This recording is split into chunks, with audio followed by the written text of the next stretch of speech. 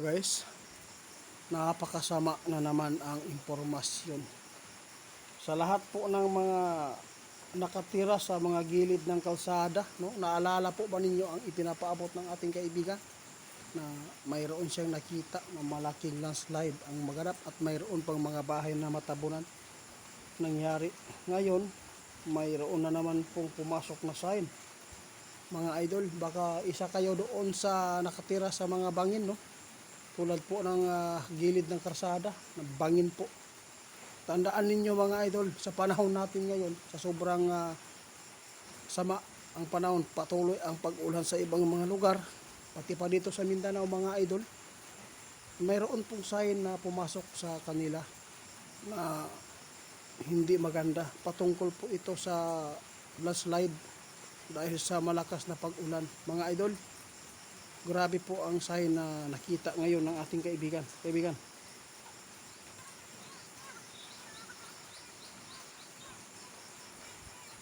O sabi ng ating kaibigan mga idol, grabe po ang nakikita nila sa kanilang kaharian. Mayroon pong pumasok na sign.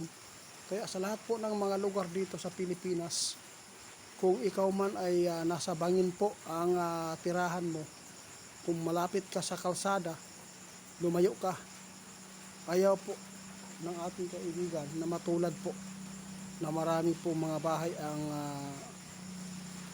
nalanslairan doon sa gilid ng kalsada. Saan po ba yung lugar na yun mga idol? Parang nasa,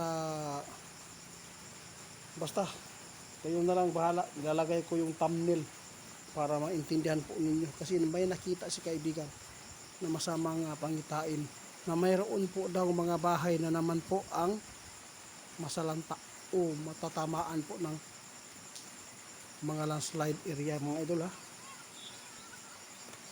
Tama ka. Kung makasagupa na kayo ng malakas na ulan, 3 days, 4 days, 1 week, walang tila, yun po, paghandaan po natin, lumikas po kayo. Tingnan po ninyo ang mga simento ha. Baka may mga bitak na, ibig sabihin yan, sa ilalim yan, delikado po, baka matulad kayo doon sa bagong update. Ito po yung mga hula natin kaibigan, talaga nangyayari na. O tama ka, sa hindi maniniwala, wala po kaming magawa, basta kami nagpapaabot po na maalala ninyo na may ipinapaabot po kami. Baka mayroon po maka-appreciate, di mailigtas po sa kapahamakan.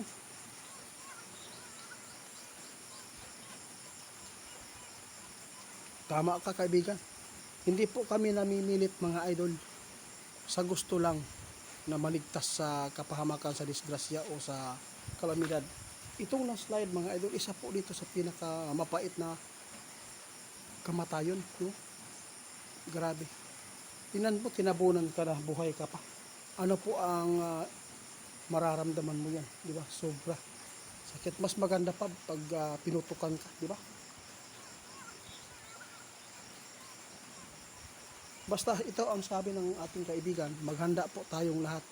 Hindi na po natin pangalanan po ang mga lugar, Luzon, Visayas at Mindanao.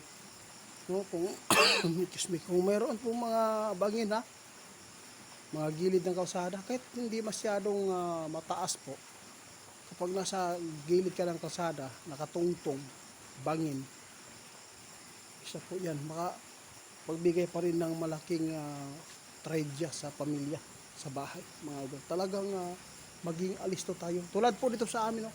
Wala kaming kinatatakutan dito dahil sa gandang lugar, hindi naabutan ng baha, hindi po wala pong building at saka patag. Talagang maganda. Hinikayat po kayo ng ating kaibigan, maghanap kayo ng tirahan na safety na hindi po mahuli sa marami taong doon na umiiyak dahil may nangyari na. Masasabi nila mas maganda pa umalis na lang kami dito sa lugar. Bakit hindi pa kami umalis? Napapahamak tuloy anak ko at pamilya ko.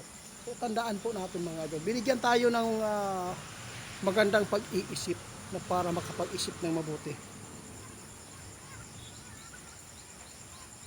Tandaan ninyo, may pumasok sa kaharian nila kaibigan, kaya agad siya na pumunta dito para ipaabot. No? Kung makaranas man kayo ng malalakas na pag-ulan, hindi na tumila, yun, umalis na po kayo sa mga bangin na mga area. Doon kayo sa patag na hindi po naaabot ng baha. Mga idol, salamat. Sige po kaibigan, salamat. Wala pong problema yan. Kaya mga idol, kayo na lang bahala humusga sa mga ipinapaabot ni ninyo. Dahil napakarami na. Yung mga hula ni Indy Ferris, huwag po tayo magpapalinlang, sabi ng ating kaibigan. Dahil mayroon po mga hula si Indy Ferris na para lang makapag-views. May mga hula talaga siya na hindi maganda. Na puro na lang Pilipinas.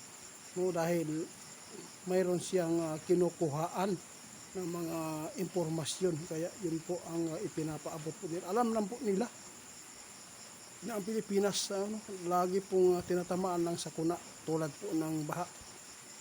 Mas maganda iano po niya i-update yung mga nangyayari na hindi pa pangkaraniwan, no?